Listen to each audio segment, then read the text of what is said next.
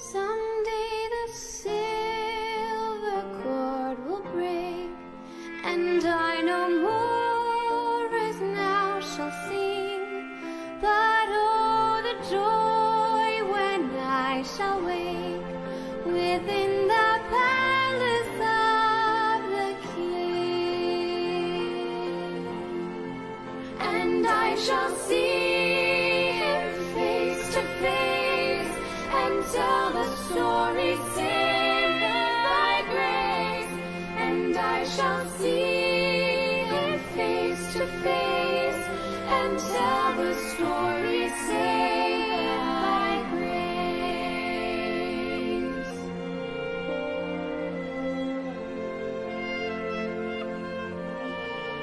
Someday my earthly house will fall. I cannot tell how soon 'twill be, but this I know, my all in all has now a place in heaven for me, and I shall see him face to face and tell the story saved by grace, and I shall see him face to face and tell the story saved by grace.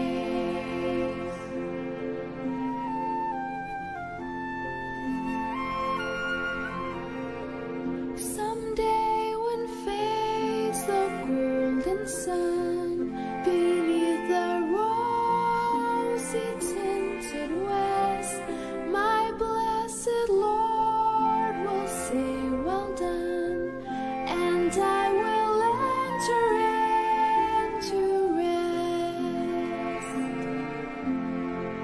And I shall see him face to face and tell the story saved by grace, and I shall see him face to face and tell the story saved by grace.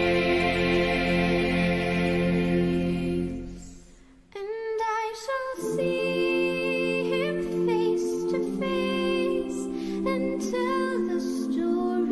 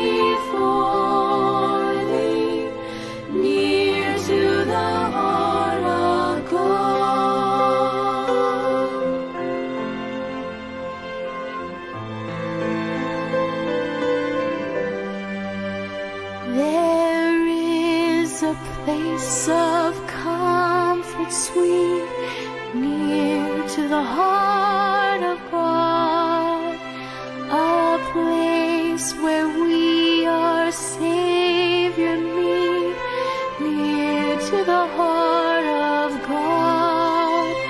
Oh, Jesus, blessed Redeemer, sent from the heart of God, hold us who wait before thee, near to the heart of God.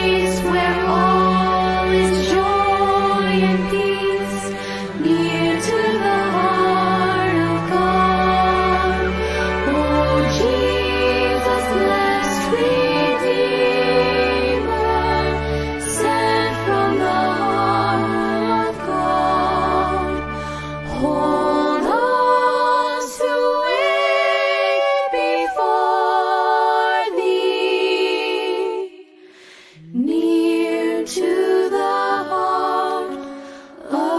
of God.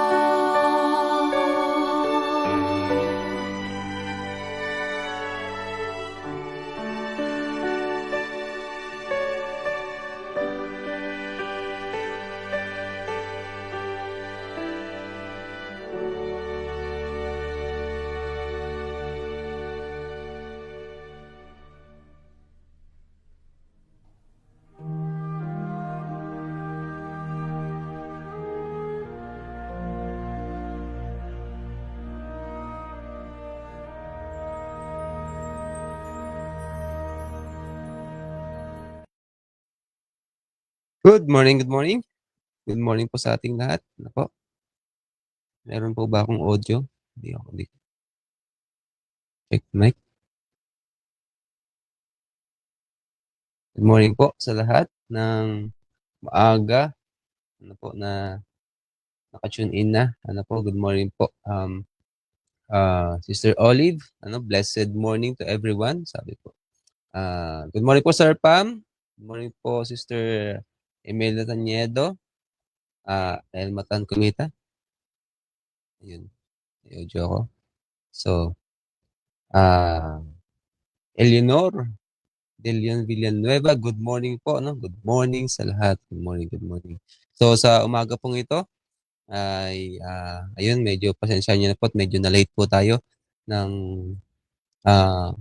pagla-live sapagkat nagkakaroon po tayo ng technical issues.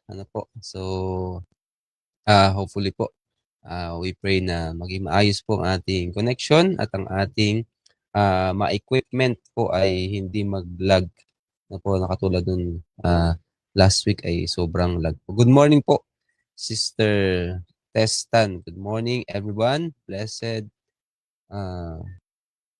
to all. So, yun po. Good morning po. So, ang ating pag-aaralan ngayon is ganun pa rin po from the book of Reflecting Christ. Para po sa February 17, ang subtitle po natin is The Standard in the Judgment. The Standard in the Judgment. So, ang ating pong pag-aaralan sa umagang ito. Good morning po, Sister Mardel Santos. Good morning, good morning. So, thank you po sa inyong magang pag-tune in, pagsama sa amin dito sa simpleng ministeryo ng Hope at Calvary. Bago pa tayo magsimula, tayo po ay patutugin po natin yung ating theme song. Ano po? Bend Your Knees.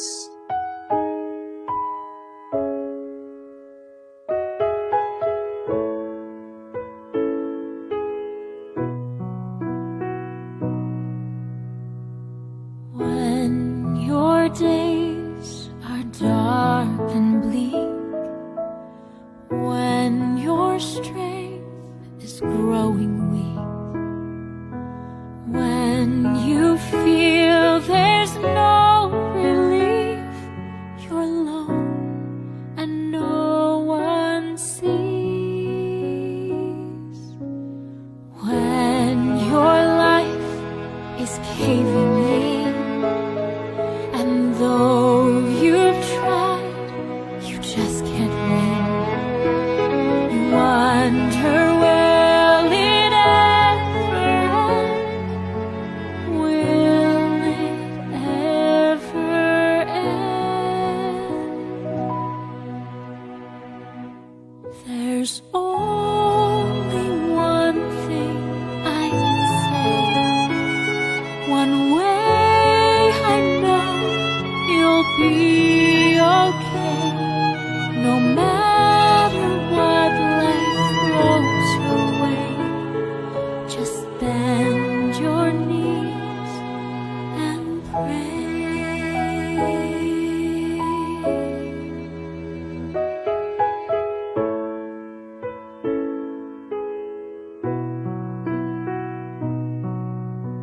You'll find a friend in Jesus Christ, 'cause all for you He sacrificed.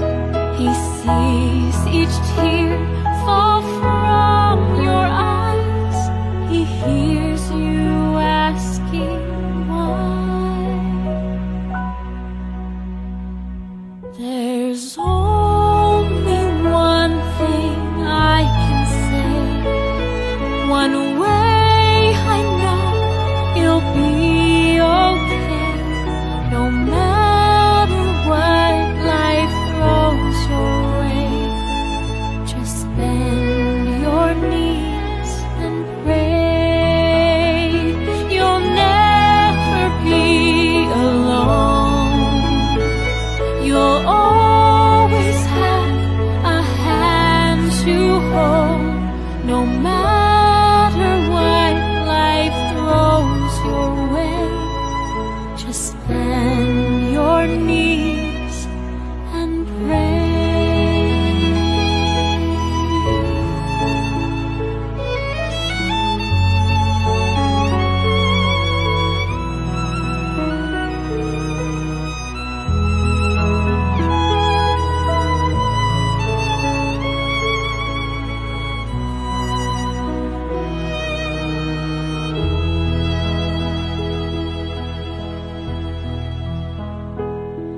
You'll never be alone. You'll always have a hand to hold. No matter what life throws your way, just bend your knees and pray.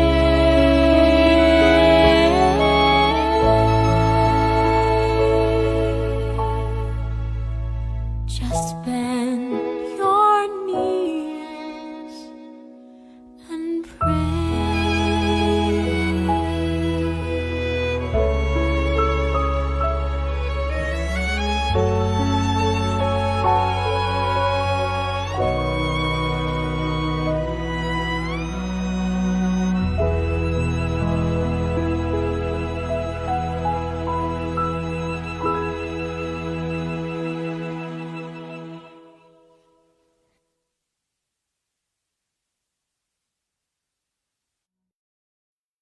Amen and amen. Bend your knees in prayer. So, bago po tayo magsimula, tayo po ay manalangin. Let's pray. Dakilang Ama, sa umagang ito, we glorify you. Binabalik namin ng mataas sa pupuhit pasalamat sa iyo. Sapagkat ikaw ay karapat dapat na purihin, pasalamatan, bigyan pugay. Pagkat ikaw ang lumikha ng lahat. Sa pamamagitan ng iyong bugtong na anak, ang lahat ng bagay ay nalikha.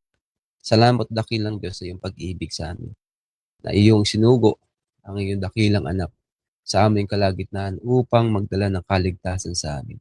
Salamat, Panginoon, sa pagbangon mo sa amin sa umagang ito, upang muli ay mapag-usapan, mapagbulay-bulayan, mapagnilay-nilay ang iyong mga salita, mapag-aralan ang iyong mga kautusan. O dakilang Diyos, nagbibigay ito ng kasiyahan sa aming mga puso't isipan, at nagbibigay ito ng karunungan sa amin bilang iyong mga anak. Salamat, o dakilang Diyos, sa araw na ito na iyong inihanda ang iyong mga pagpapala. Salamat sa araw na ito na iyong iingatan kami sama-sama sa lahat ng aming gagawin, lahat ng aming sasalitain ay naway maging kasang-ayon ng iyong kalooban. Iniimbita namin ang banal na Espiritu na iyong isugo sa amin, dakilang Diyos, upang kami ay samahan, pangunahan sa pag-aaral na ito, upang makita ang iyong karakter, makita ang kabanalan ng iyong kautusan, makita na ang standard ng iyong paghuhukom ay nakaangkla sa iyong kautusan. O dakilang Diyos, pagpalain ka. Salamat po sa iyong pakinig sa amin sa amot dalangin. Sa pangalan ni Jesus. Amen. So, yun po mga kapatid. Ang atin pong key text this morning ay matagpuan po natin sa James 2. James 2, verse 12. Wala. So, yun po, medyo kakaproblema po tayo. So, yun po, James 2 verse 12. Sabi po dito is, speak ye, and so do, as they that shall be judged by the law of liberty. The law of God is the law of liberty. Ano po, maraming nagsasabi na mga ngaral sa panahon na to, na kinokontra nila tong pahayag ni James na to. Na sinasabi nila, the law of God is, tawag dito, the law, this law, yung 10 utos ay ministry of death. So, totoo na po, no? Totoo na may binanggit sa Biblia na ministry of death. But the law without Christ, is dead.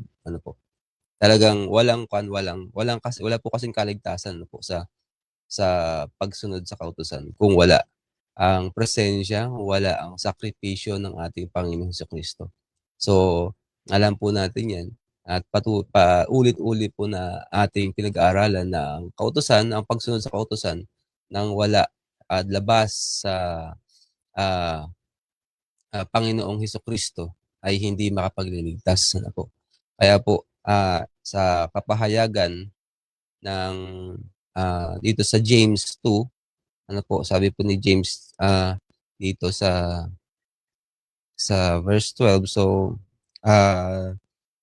umpisahan po natin, no, dito sa James 8, para makuha po natin yung context niya, po.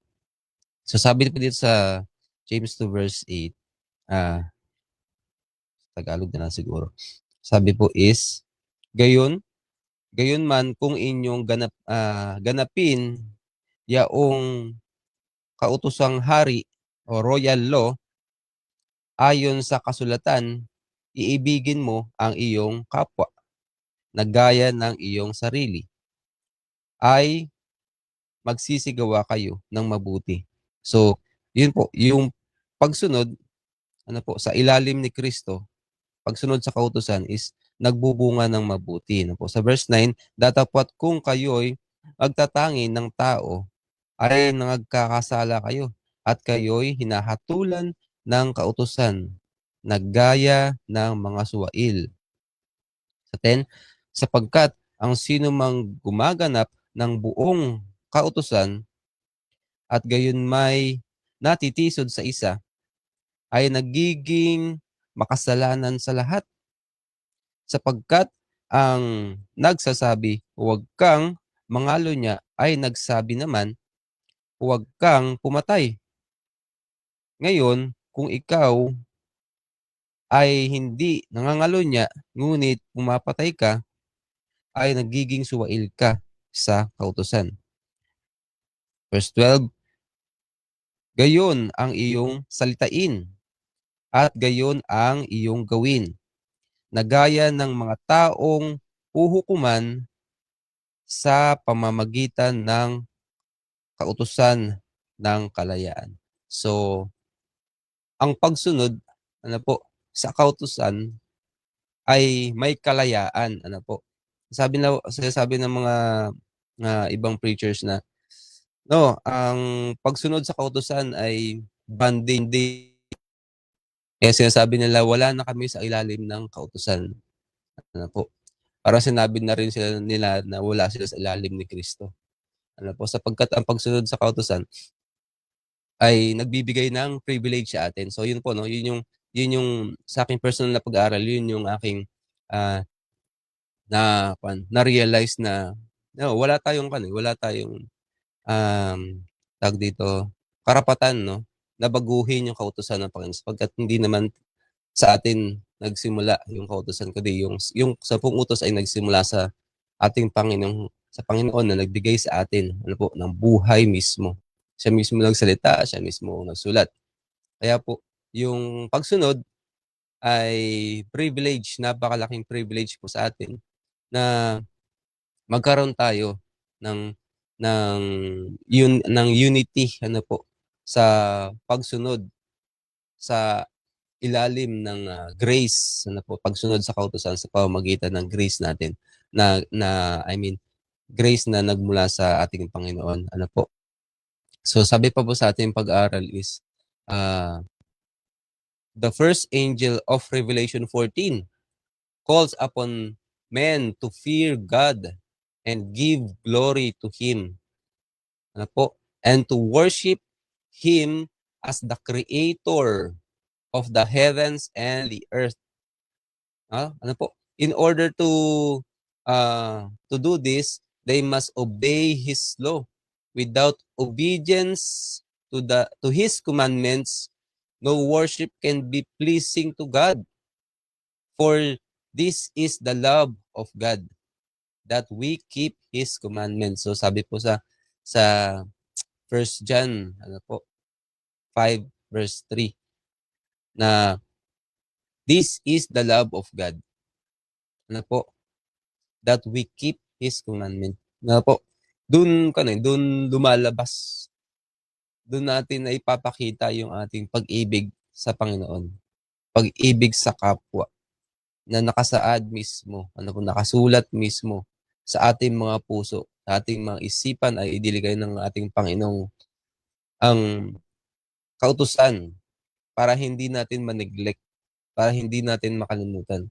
Suddenly, marami sa panahunan ngayon, marami sa mga nangangaral, marami sa naliligaw, sapagkat hindi itinuturo ng tahasan, hindi itinuturo ng may kabanalan ang pagsunod sa kautusan ng Diyos. Kaya karamihan ay lumalabag sapagkat ang tinuturo ay paglabag. So sa atin po pag-aaral, ang itinuturo po natin ay ang pagsunod. Ang pagsunod sa kautusan ng Diyos. Sapagkat kung hindi tayo susunod, magkakaroon ng pagkakataon ang kaaway upang tayo ay magapi sa tukso. So sabi po dito sa ating pag-aaral is, many religious teachers say that Christ by His death freed us from the law, but not all take this view. The law of God from its very nature is unchangeable, mga kapatid. Unchangeable. Kung meron mang magdi-declare na ang kautusan ng Diyos ay nabago, ang kautusan ng Diyos ay wala na, walang ibang magdi-declare nun, mga kapatid, kundi ang Diyos mismo. Sapagkat siya ang nagbigay. Suddenly, ang sanlibutan ay sila mismo, ang sanlibutan ang nagbabago nito. Sinasabi nila na wala na ang kautusan.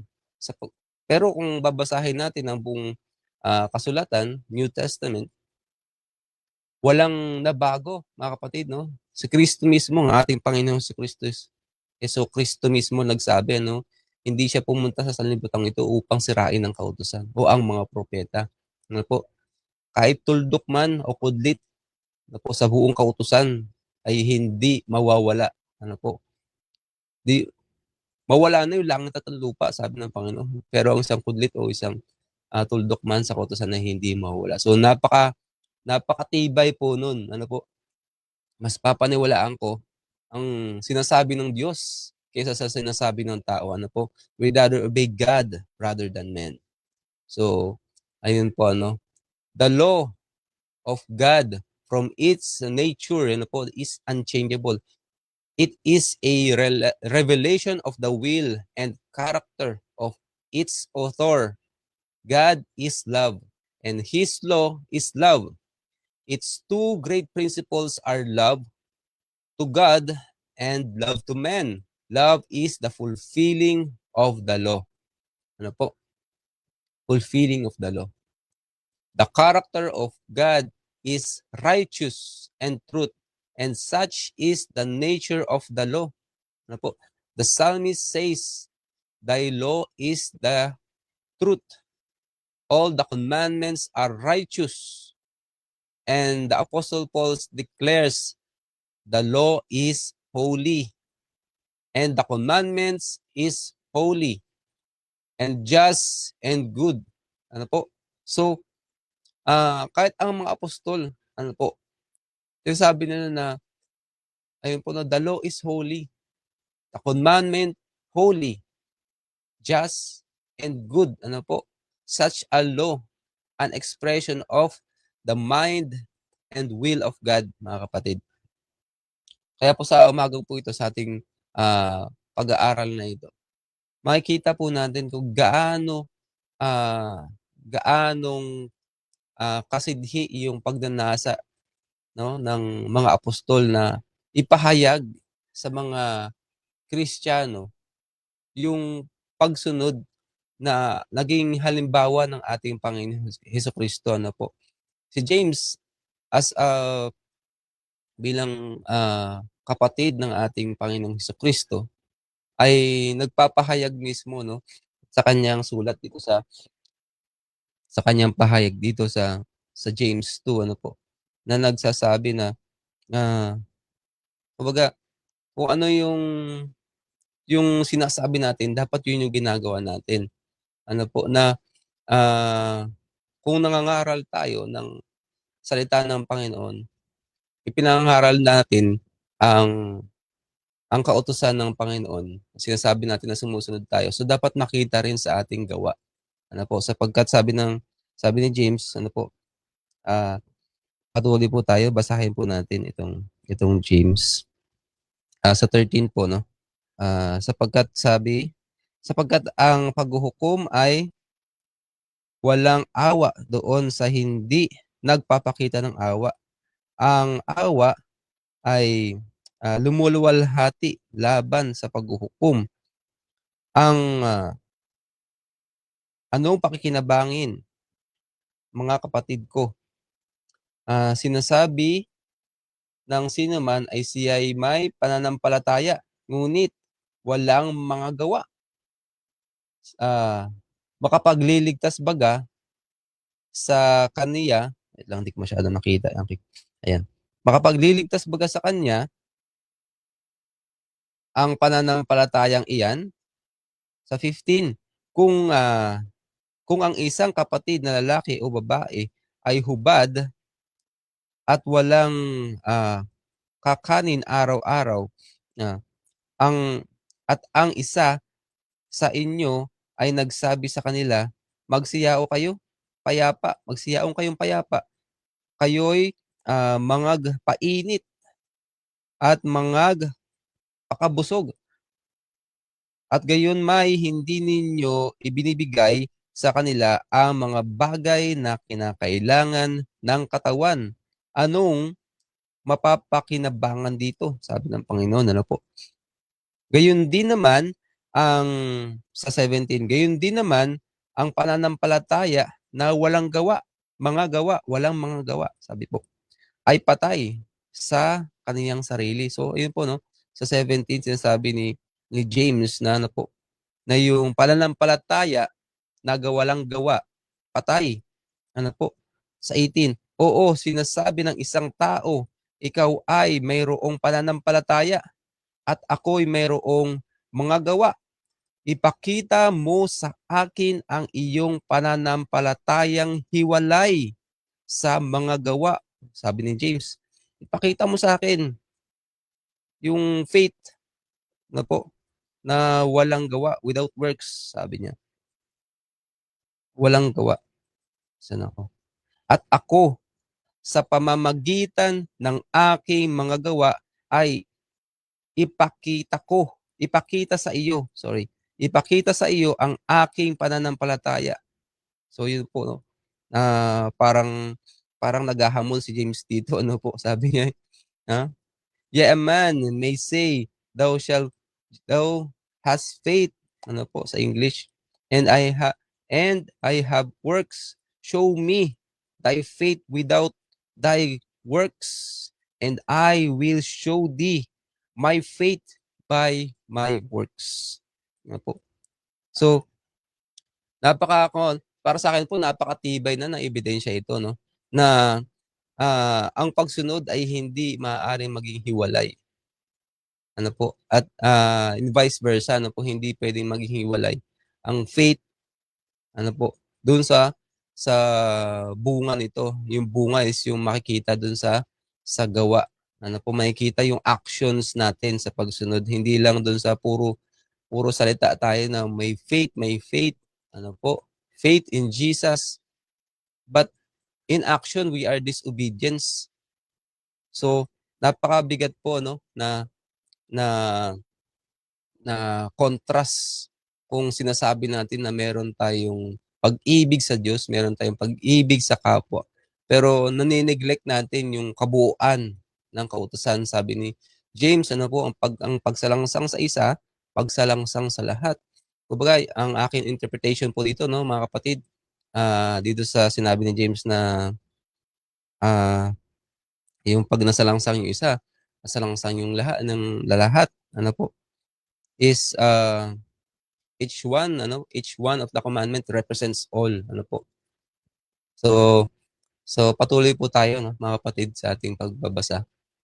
So dito pa po sabi dito is and this law is the standard by which the lives and characters of men will be tested in the judgment. So isa itong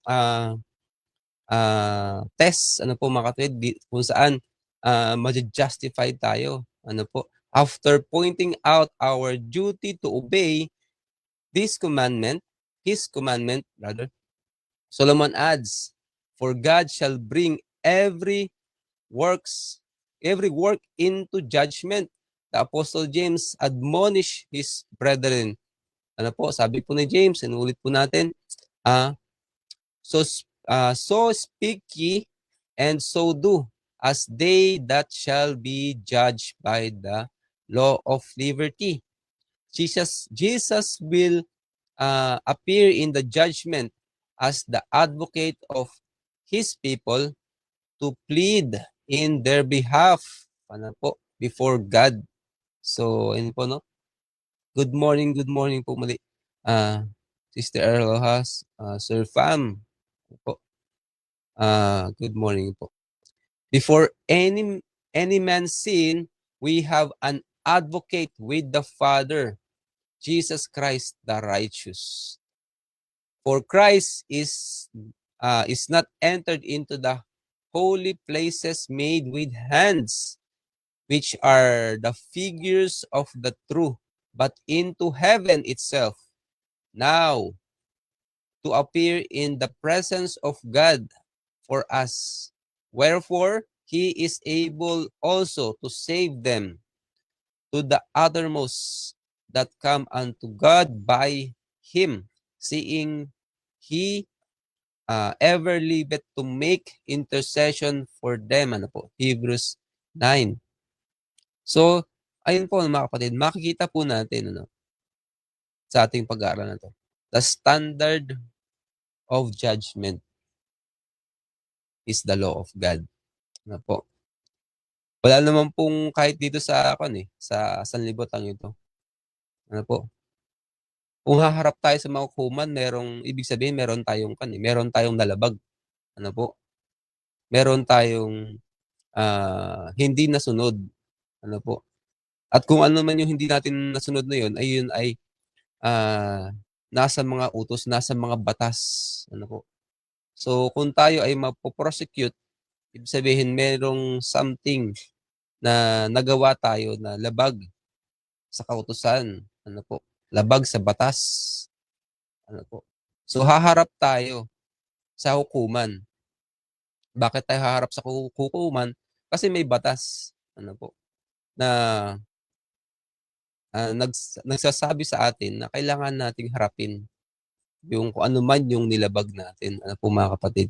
Kahit saang dako sa sanlibutan ito tayo pumunta, ay merong nag-i-exist na mga batas. How much more sa government of heaven? How much more sa langit? Ano po? How much more yung ating Panginoon, na siyang pinanggalingan ng mga kautusan, na siyang nagbigay ng kautusan, na siyang righteous, na siyang just, matuwid. Kaya kung matuwid ang nagbigay ng kautusan, natural matuwid ang kautusan na ibibigay ng Panginoon. Hindi naman bigay bawi ang Panginoon na kagaya ng ipinapangaral ng sanlibutan, na pwedeng magkaroon ng amendment yung mga utos, yung mga batas ng sanlibutan. Pwedeng i-amend kung nakikita silang may pagkakamali. Pero ang kautusan ng Panginoon, mga kapatid, wala. Sabi ng apostol, holy. Pag sinabing holy, yun nga, unchangeable. Hindi siya nagkulang, kaya nga naging holy siya, hindi siya nawala, hindi siya nabura, hindi siya na-erase, hindi siya na-abolish, kasi holy siya eh. Just, good. So, kailanman ay hindi iuurong ng Diyos ang kanyang kautusan para lang masabi natin na wala na yung kautusan.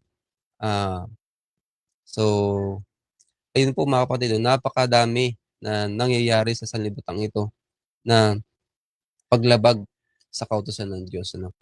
Ating pagpapatuloy. In the judgment, all who have truly repented of sin and by faith claim the blood of Christ as their atoning sacrifice have had pardon entered against their names in the books of heaven, as they have become partakers of the righteousness of Christ, and their characters are found to be in harmony with the law of God. We should be harmonize ourselves by obedience. Under the grace of God, claiming the blood of Jesus Christ, as our atoning sacrifice. Sa pamamagitan lamang ng ating Panginoon Jesucristo, yung kanyang awa, biyaya, ay magkakaroon tayo ng lakas, magkakaroon tayo ng inspiration, sa pamamagitan ng tulong ng Holy Spirit ay masusunod natin ang kautusan. Kung tunay tayong nananampalataya ay makikita yung pagsunod sa atin. Sabi pa po, their sin will be blotted out and they themselves will be accounted worthy of eternal life.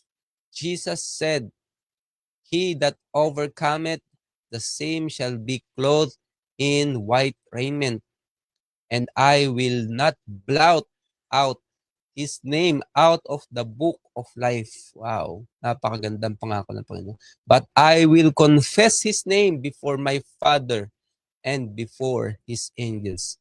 Ito natin mga kapatid kung gaano kabuti ang Diyos sa atin na ah, tayo ay binigyan ng full attention ng Diyos para tayo ay ma-attain natin yung righteousness sa pamamagitan ng kanyang bugtong na anak.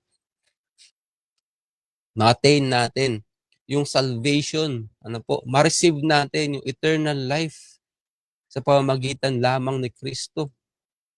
Ano yung isusukli natin? Ano yung re-response natin sa ating dakilang Diyos na nagligtas sa atin, nagbigay ng buhay sa atin, nagsakripisyo ng kanyang buhay, nagbigay ng kanyang dugo upang matubos tayo sa pagkakasala. Ang response natin mga kapatid is obedience, na kagaya ng ginawa ng ating Panginoon, example ng ating Panginoon Jesucristo. Hindi siya naging masuwayin nung siya ay lumakad sa sanlibutan ito. Yung faith of Jesus is napakatindi na hanggang sa kahuli-hulihang paglakad niya sa cross ng Kalbaryo, talagang sinunod niya ang mga tagubilin ng Ama upang sa ganun ay ma-fulfill niya yung kanyang task, yung kanyang layunin sa sanlibutan ito, na kung saan tayo ay ililigtas ng Diyos mula sa ating sariling mga gawang kasalanan. Ano po? Kaya ipinakita ng Diyos ang pagsunod. Ipinakita ng Diyos kung ano ang tamang pagsunod. Inaplift ng Panginoon yung kautusan na matagal ng ini-ignore. Excuse me po. So, ayun po, sa ating pag-aaral na ito sa umagang ito, napakaraming verses sa Biblia na nagpapatunay, nagpapahayag na ang kautusan ng Diyos ay nagbibigay sa atin ng kasiyahan, nagbibigay sa atin ng karunungan, nagbibigay sa atin ng pagkakataon na tayo po ay makasunod na ayon sa kalooban ng Diyos. Revelation.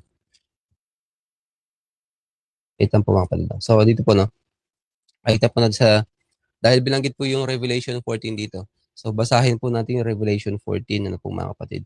Sabi sa Revelation 14, fear God. So chapter 7, sabi po dito is basahin po natin sa 6. And I saw another angel fly in the midst of heaven, having the everlasting gospel to preach unto them that dwell on earth, and to every nation and kindred and tongues and people, saying with a loud voice, fear God and give glory to him, for the hour of his judgment is come, and worship him that made heaven and earth and the sea and the fountains of water. Ano po mga kapatid?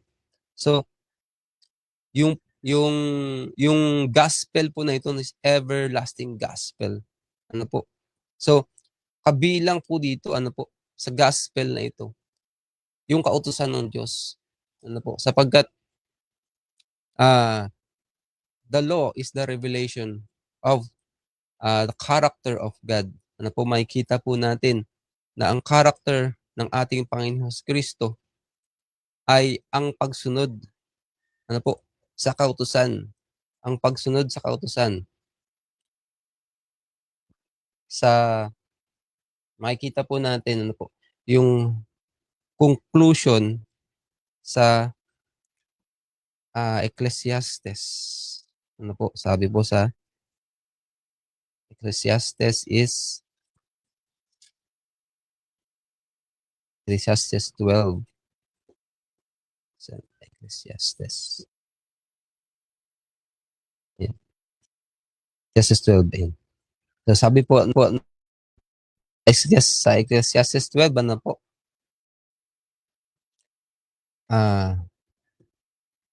bukod at bukod dito, anak ko, sabi. Umpisa po natin sa 12.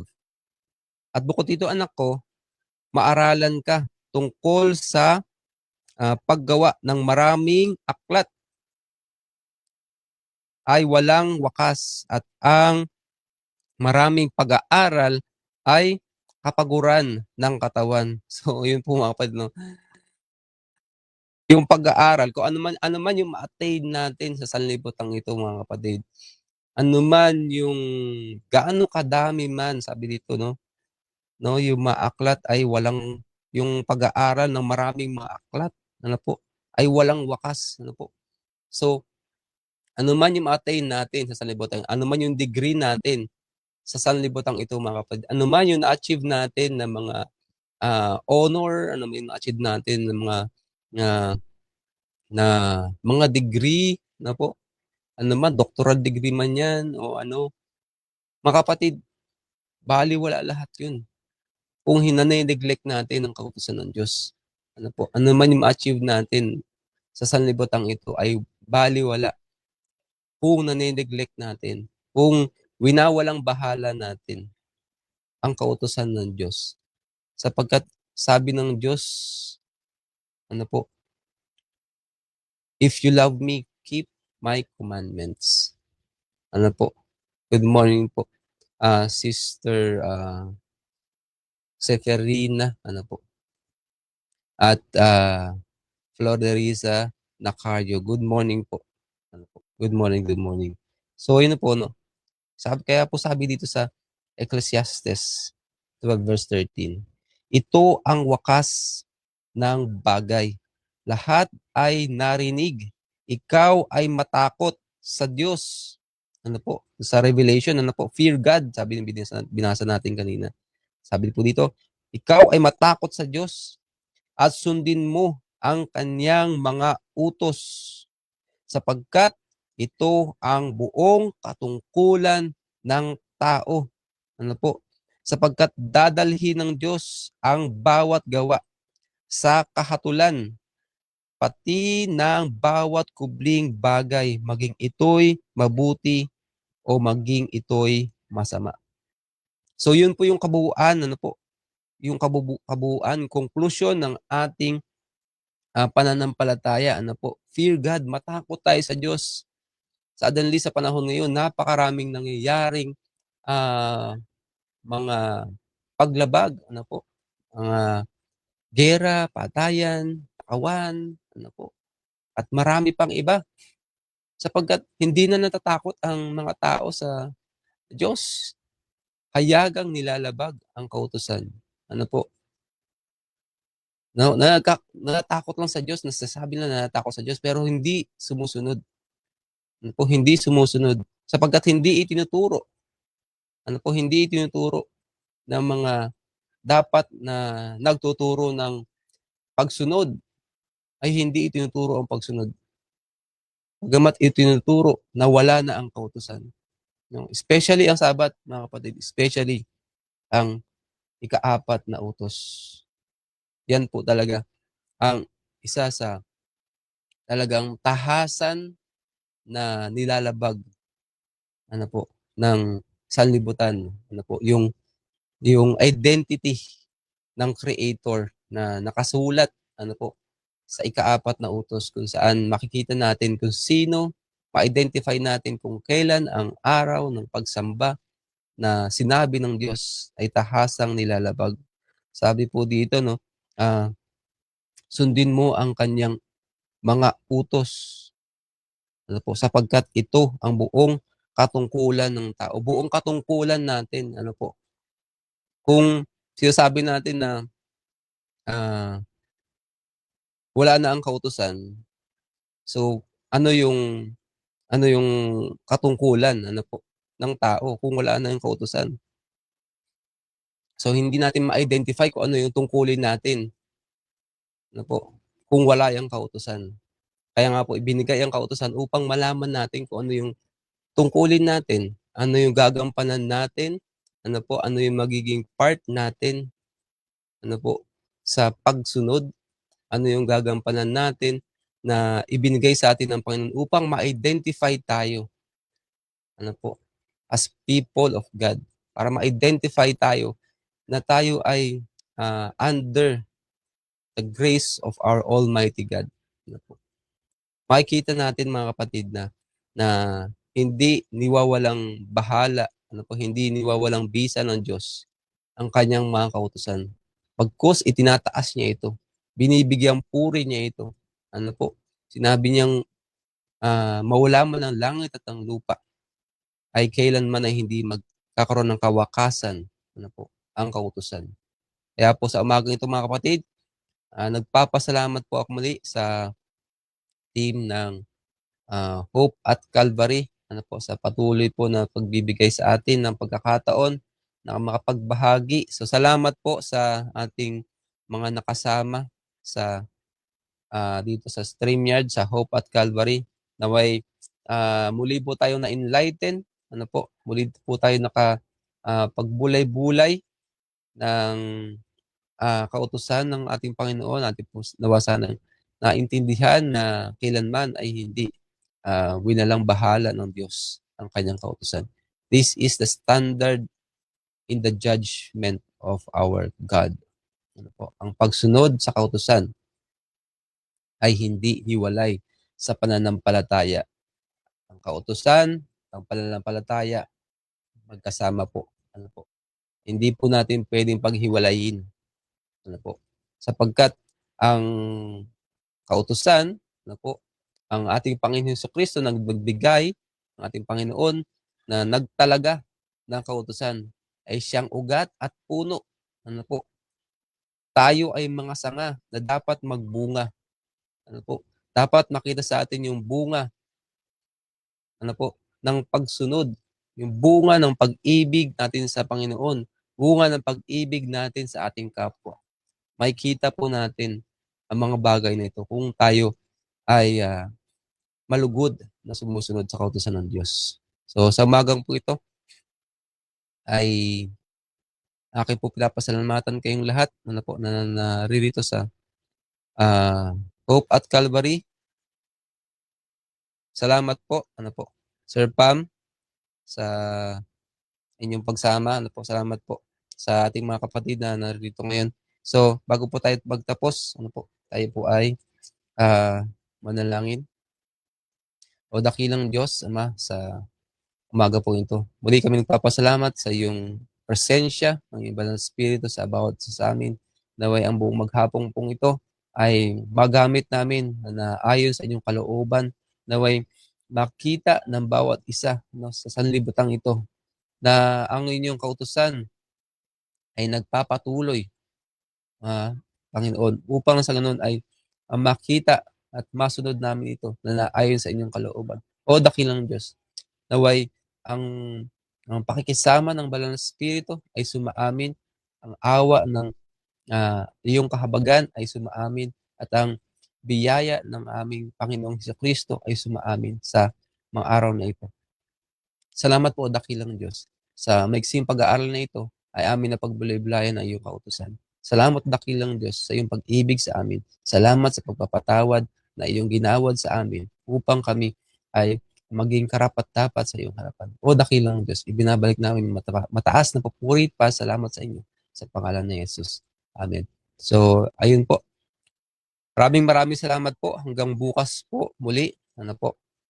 Sino man po ang inyong mga kasama bukas sa Hope at Calvary, may pagpalain po ang bawat isa sa atin sa araw na ito. Ayun po. Marami pong salamat. Gabayan po tayo ng Diyos sa ating pong mga gagawin. Good morning po, Sister Maricar Pacaburas Agustin. So, salamat po sa inyong pagsama. Sister Maika Paraiso Mariano, good morning po. Amen. So, hanggang bukas po muli. Salamat po sa pagsama sa amin sa Hope at Calvary Ministry.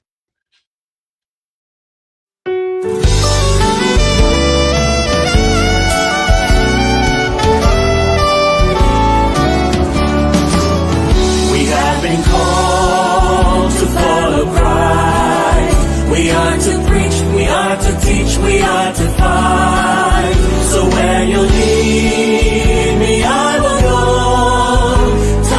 leads, by your strength I will go. I will go where you lead me, I will go where you lead me. Who will go for us? I will go. I will go where you lead me, I will go where you lead me. Here am I, send me Lord, I will go.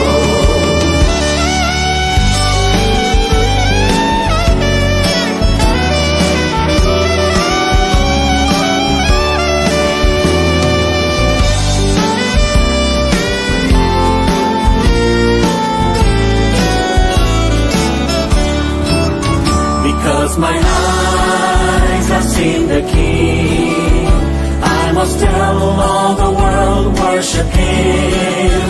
In all the nations, in all the